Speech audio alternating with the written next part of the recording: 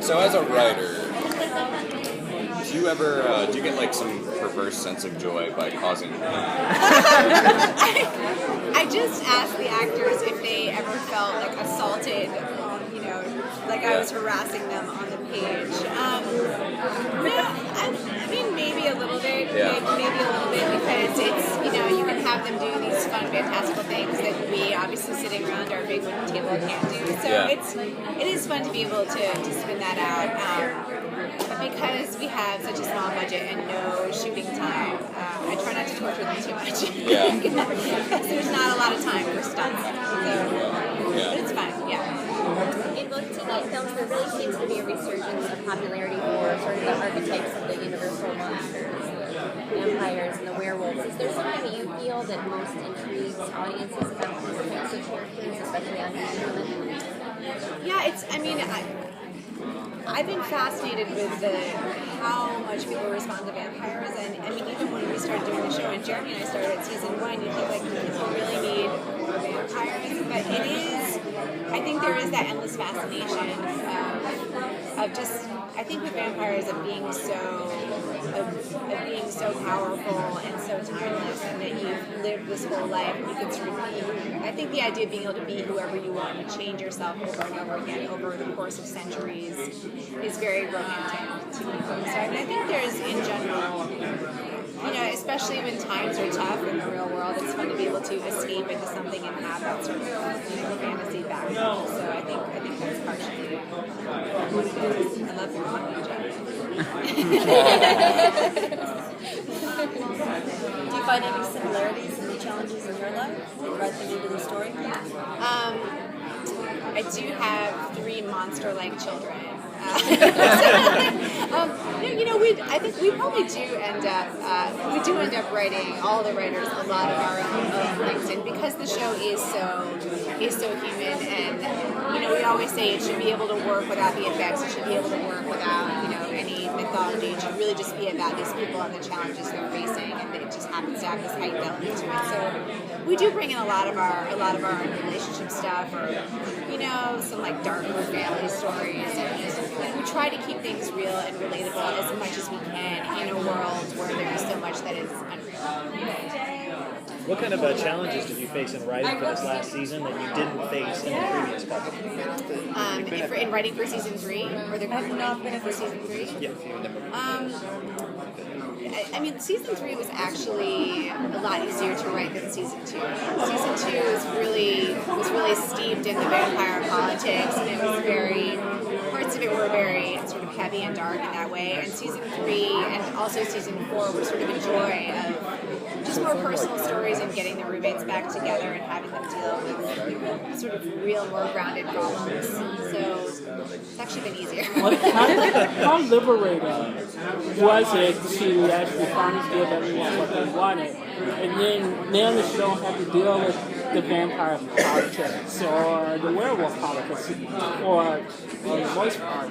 How liberating is that as a writer? Where can you go now that those 2 main elements are kind of gone? It's very liberating. I think we had to do those stories to sort of get them out of the way and explain, like, this is our world and these are our vampire politics and our werewolf politics, but it has been very liberating to have sort of established that, to move on from it, and know that that's a good jumping off place, but that now we can sort of get back to the roommates and this experiment that they've been doing of trying to be human, and how are they going to accomplish that, and can they, and just trying to have normal lives, which of course they can. And then how do you balance the idea that we all want to see these people together, because that's when the show really clicks and works, but then again, they have their own stories and all that. How do you kind of balance that? Well, I think what's helped us, especially this season, is that we don't have, a lot of it has to do with like who is the big bad, and sometimes when there's one big bad, like say there's a big bad who's fighting Aiden, then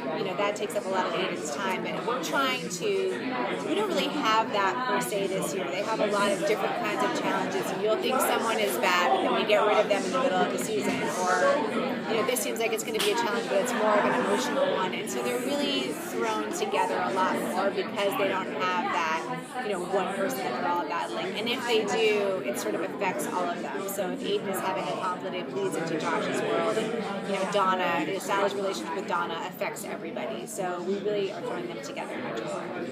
With the responsibilities of a showrunner, do you find yourself setting certain things aside for future seasons, or do you approach every season as if, look, here it is, and we're putting it all leaving it all on the field? We have, every year we start out like blue skies, what do we want to see? And, we have, and we save all that stuff that we have up on like a little cork board. And so there's been stuff that we always wanted to do. And like last season, showing Aiden's wife dying and then Aiden massacring the town, that had been on the table since season 1. We wanted to see that, and there was never any room for it. Because we'll have all these ideas, and then all of a sudden we're breaking episode 10, and we're like, we don't have any room for this. Yeah. So there are always a lot of things that we want to do that get shuffled aside, and then we try to find a place for them in the next show. Yeah. With each new season, you'll find that from the writing, new characters will naturally develop. But are there any actors that you really want to work with that you find yourself kind of writing into the season or the script? That always happens, and usually it's the same. People always want Mark Pellegrino back, and we always want to write him in. And he's obviously on another show this year, the Tomorrow People, and so he's not that available. So it's like if we know we have him for 2 episodes, we're like, what is the best way to use him? What's going to be the most satisfying? So that's always a challenge. And like someone like India, you don't want to just waste room. And so we have like very limited guest spots, and so it's really trying to make the most out of those people. This year we're bringing a lot of those beloved people back. It's sort of the greatest hits of everyone we've ever loved. We're going to be seeing a lot of it. There's one episode that's like everyone who's ever been on Being Human practically, it seems like he's in it. Which is fun. It's fun to sort of bring all those people back, all those fan favorites. And then can we get your name and title? Sorry? Anna Fricke, the executive producer of Being Human. So Aiden's character had kind of a surrogate son in the last season who he let go. Are we going to come back to that in the next season? Yes, I don't think it's too spoilery to say if you don't kill someone and let them run off. It would be pretty sloppy if we really never saw him again. So it's safe to say that we'll see Kenny again in some form. In some or form. another. How much will Aiden's wife be in the next season? Well, she's not his wife. She just looks like his wife. I don't know who she is. So she's definitely not his wife then? She looks exactly like his wife. So that's the non-answer answer. Gotcha. Okay. She looks exactly like his wife.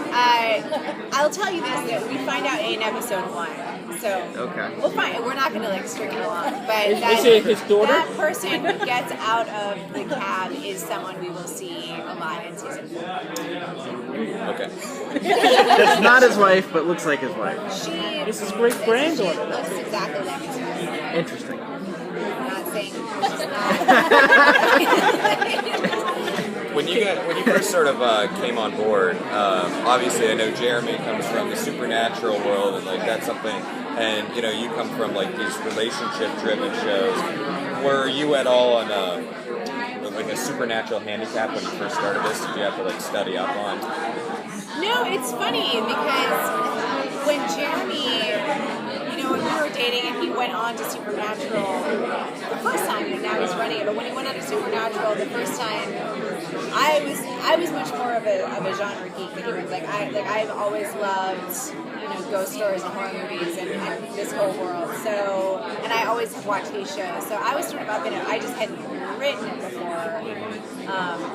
So yeah, we kind of switched roles in that way, and then switched back again, and now everything's blurry. Yeah.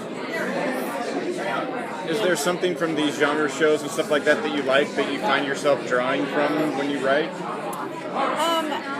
I think what I have loved about doing genre shows as opposed to a straight up relationship show is that I mean, it's a lot easier in a way to raise the stakes. You know, when you just have two normal people having a fight, it's harder to have an act out than it is when you can have, you know, two monsters having a fight. And this guy.